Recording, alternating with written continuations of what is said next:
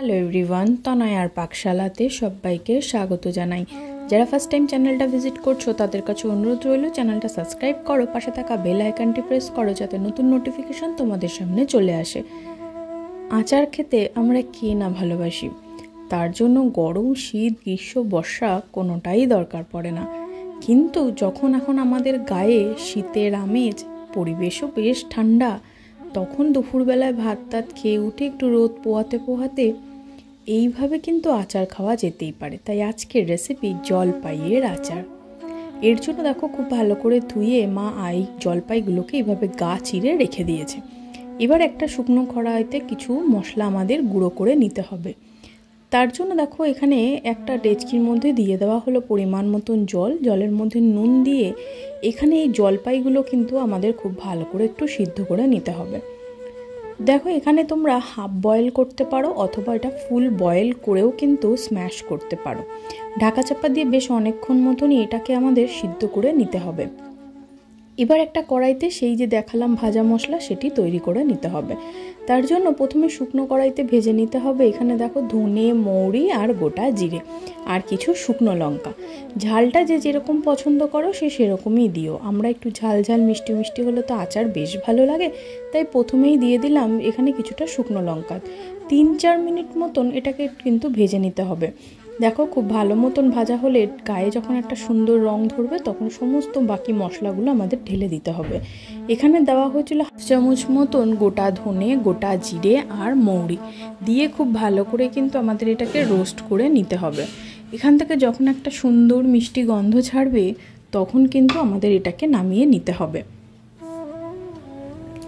দেখো এবার এটাকে নামিয়ে কিন্তু আমাদের একটা মিক্সি জারে এটাকে কিন্তু খুব সুন্দর করে কিন্তু গুঁড়ো করতে হবে।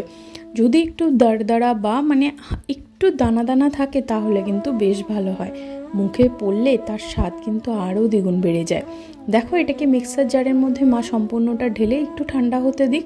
ততক্ষণ আমাদের জলপাইগুলো 80% মতন কুক হয়ে গিয়েছে। তোমরা চাইলে এটাকে সমস্তটা কিন্তু পুরো 100% সিদ্ধ করতে পারো, তাহলেও চলবে। আর নতবা তোমরা এর ভেতরে তো দানা থাকে, তোমরা যদি মনে করো দানাটা স্কিপ করবে তাহলে কিন্তু এইভাবে একটু ভালো মতন সিদ্ধ করে চটকে নিয়ে দানাটা ফেলে দিতে পারো। এবার দেখো কড়াইতে দিয়ে দেওয়া হলো পরিমাণ মতন সর্ষের তেল। আচার মানেই তো হচ্ছে সর্ষের তেল। এবার দেখো ওখান থেকে দিয়ে দেওয়া হলো শুকনো লঙ্কা আর 1 চামচ মতন 5 ফোড়ন। খুব সুন্দর যখন চড়বড় করে উঠবে আর এর থেকে একটা সুন্দর মিষ্টি 5 ফোড়নের গন্ধ ছাড়বে তখন এই সিদ্ধ করে রাখা জলপাইগুলো আমাদের দিয়ে দিতে হবে।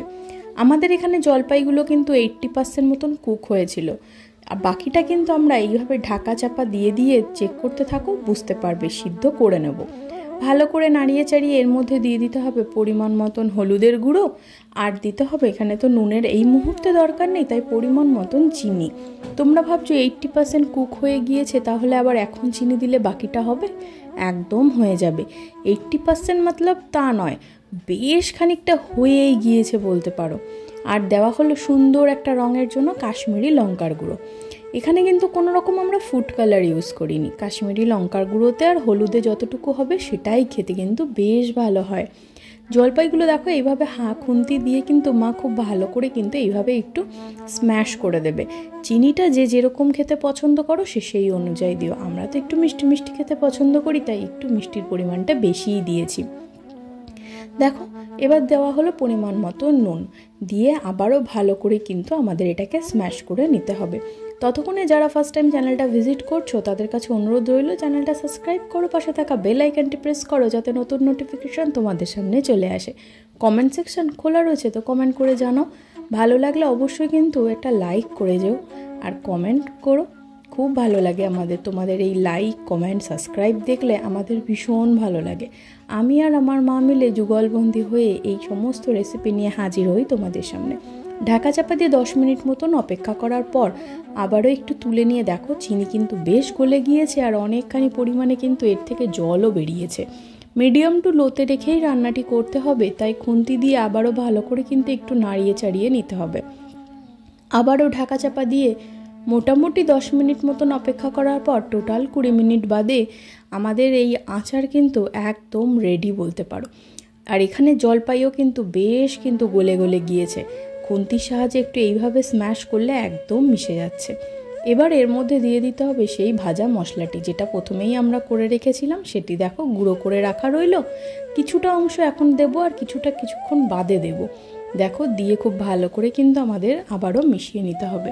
দেখো মিশিয়ে কিন্তু আমাদের জলপাইগুলো একদম গলে গিয়েছে আর শুধু পড়ে রয়েছে কতগুলো দানা। সেই জন্যই তোমাদের প্রথমেই বলেছিলাম, যদি তোমরা দানাটাকে স্কিপ করতে চাও তাহলে খুব ভালো করে কিন্তু ওই প্রথমেই সিদ্ধ করে একটু চটকে নিয়ে দানাটা ফেলে দিতে পারো। খেতে কিন্তু মারাত্মক হয়। শীতের দুপুরে যদি ভাত টাত খেয়ে উঠে এরকম একটা আচার নিয়ে রোদ পোহানো যেতে পারে তাহলে কেমনটা হয়। তোমরাও যদি আমার সাথে একমত হও, কমেন্ট সেকশান খোলা রইল, কমেন্ট সেকশানে গিয়ে তোমরা জানিও। দেখো আবারও ভাজা মশলা দিয়ে খুব ভালো করে কিন্তু এইভাবে নাড়িয়ে চাড়িয়ে আমাদেরকে এটা একটু লাগো লাগো এবং একদম মাখো মাখো করে নিতে হবে। ঢাকা চাপা দিয়ে স্ট্যান্ডিং টাইমে রেখে পরিবেশন করলাম এইভাবে। ভালো লাগলো ভিডিওটা? ভালো লাগলে অবশ্যই কিন্তু সাবস্ক্রাইব করো চ্যানেলটা। ওপর থেকে মা দিয়ে দিল আর একটুখানি গার্নিশিংয়ের জন্য ভাজা মশলা। বেশ ভালো লেগেছিল খেতে, তাই জন্য মনে হলো তোমাদের সঙ্গেও এই ছোট্ট রেসিপিটি শেয়ার করা যাক। ধন্যবাদ। দেখা হচ্ছে আরও একটা রেসিপির সাথে।